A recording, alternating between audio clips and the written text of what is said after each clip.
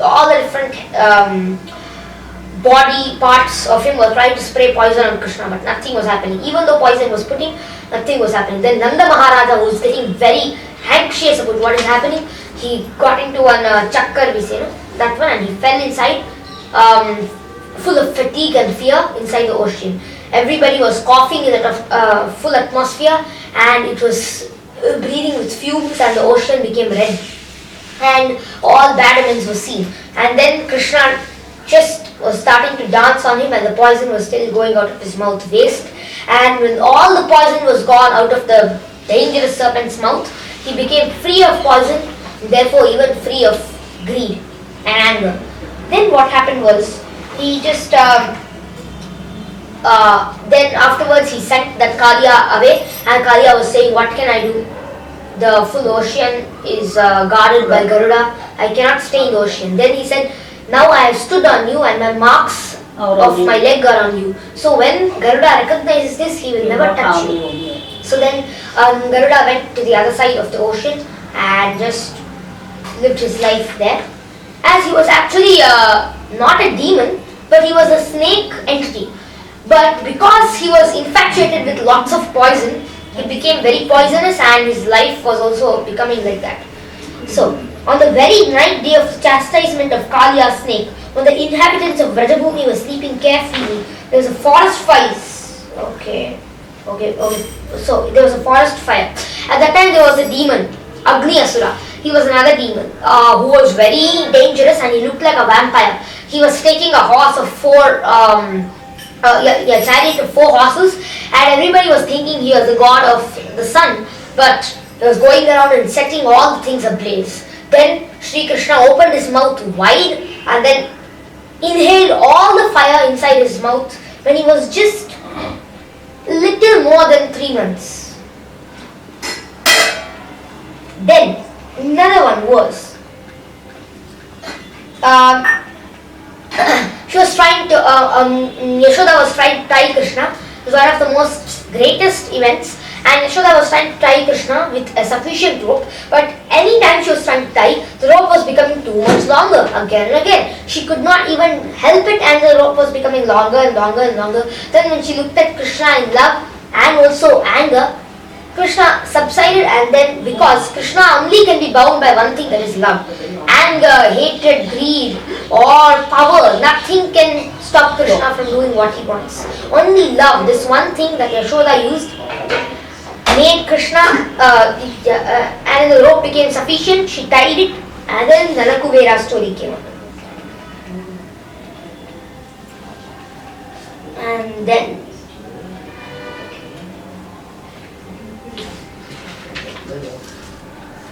गोपैर्मखे प्रतिहिते व्रज विप्लवाय देवेभिवर्षति पशून् कृपयारिरक्षुः धर्तोच्छिलीयेन्द्रमिव 7 दिनानि 7 वर्षो महीन्द्रमनघैकतलेसलीलम्. Okay. Then the Govardhana thing.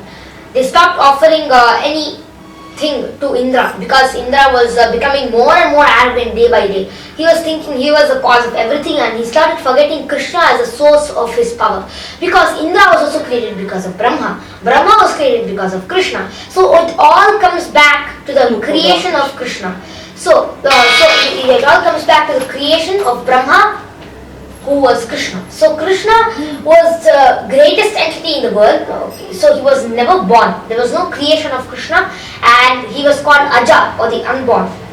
Therefore, when Indra was forgetting that Krishna is really there, and there is somebody called Krishna who is giving him his power, and he is having the authority to give rains and stop rains because of the Lord, he started forgetting all these facts and started thinking he was the most greatest. So when they say pride is the gate to fall, so that's why he started getting too much proud of his own powers. He's holding the Vajra and terrorizing the creatures. Again, he started behaving like a demoniac person too. So Krishna had to take some action on this. So he said, don't offer anything to Indra. And everybody believed him, as they also knew that Indra was playing around with rain.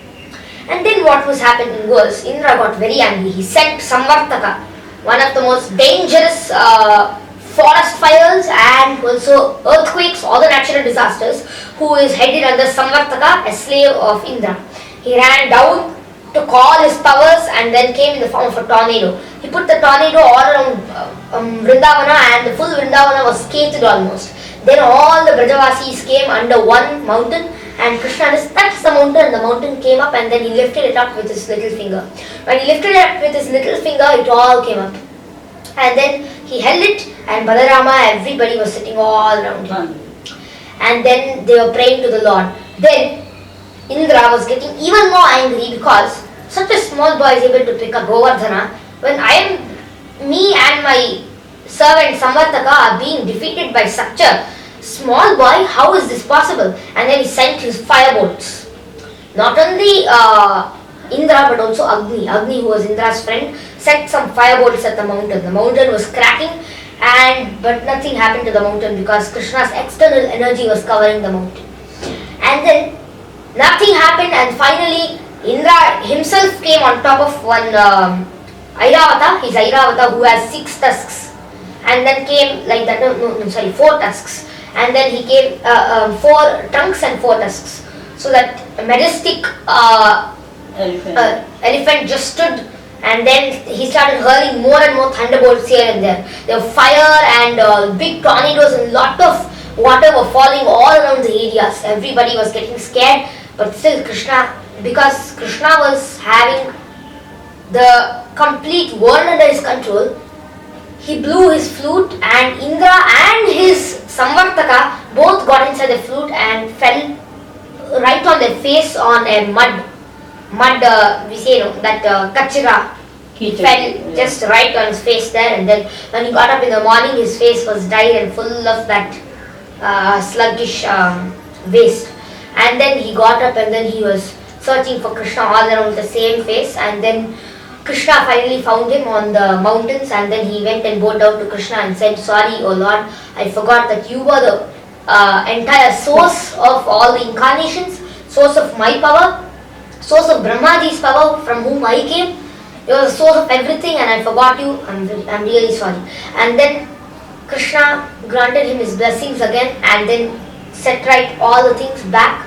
Indra went back, flew back, and then all the Brajavasis were having a lot of pomp, and they were just having fun there.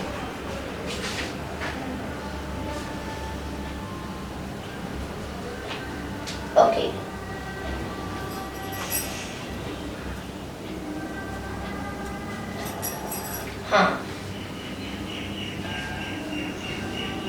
Now we come to Shankachuda, another very dangerous demon. Shankachuda was one of the rich treasurers. We say a treasurer, they collect the money and handle the accounts. He was a treasurer of Kubera, the god of wealth. And therefore the bank system was also prevalent at that time. He was a treasurer, and he used to set bank loans, everything, and he used to torture people a lot. He came, and then when Krishna was doing the Rasalila dance, he stole all the girls, and then he ran away in his cart. That time when he was going, Krishna got angry with him and took his Sudarshan Chakra, even though he didn't have it. When he ordered it to come, it came close to him, and he put his Sudarshan Chakra and cut off his head and brought back the girls. Then, Yecha Pralambak Harak Durdura Dardura Keshyarishta Mallebhakam Sayamanah Kapipaundrakadayah Kadyah Anye Shalva Puja Balvala Danta Vakra Shaktoshka Shambara Vidura Tharukni Mukhya Eva Mridhe Samiti Shaina Atta Chapaha Kambojamatya Kurus Srinjaya Kaikayadyaha Yasyantya Darshanamalam Partha Bhima Vyaja Huayena Harina Nilayam Tadiyam. And also Krishna had also killed so many other dangerous demons, like Pralambasura, who was another demon. You may have heard of his story, it will come in later parts. Renukasura, Bakasura, Keshi demon, Arishtasura, Chanura, Mushtika, Kuvalayapida elephant, and Kamsa, Yavana, Narakasura. Yavana is a Greek demon actually. The Yavanas were called the Greek demons. So they were from the Greek places, and mostly it was hinting to one of the like satanic gods of the Greek. They were Yavanas. And monkey and Balwala, Dvida monkey, you may have known of him. He's a very big chimpanzee kind of a monkey, a gorilla, who lifted up all the entities of Brajavasis and also Dwaraka and then flung them here and there and was creating havoc. When Krishna was going in the forest, he spotted that monkey and had a fist fight with him. And he then uses his monkey skills and then hit him hard on his chest, and then that monkey was finished. Dvida monkey. After that also Balwala, another dangerous buffalo kind of a thing. And then Dantavakra, the seven bulls. The seven bulls who are also very dangerous demons. And Dantavakra, who was another incarnation of Jaya and Vijaya. And also Kamboja, Matsya, Kuru, Srinjaya, Kekaya. Oh. So all of these, Rukmi also. Rukmi was the brother of Rukmini, and he was also a very arrogant chap. He used to actually destroy other people, and then he used to not allow Rukmini to marry Lord Krishna. So this created friction between Baladeva and Rukmi. The story goes like Baladeva was once playing chess, that kind of gambling chess with Rukmi. Balarama was playing that chess because it's good for those kings. Kings were allowed to play chess. So that time when they were playing the chess, Rukmi picked up one club and threw it at Baladeva. Baladeva got angry and lifted up his mace and hit Rukmi hard, which finished Rukmi. So.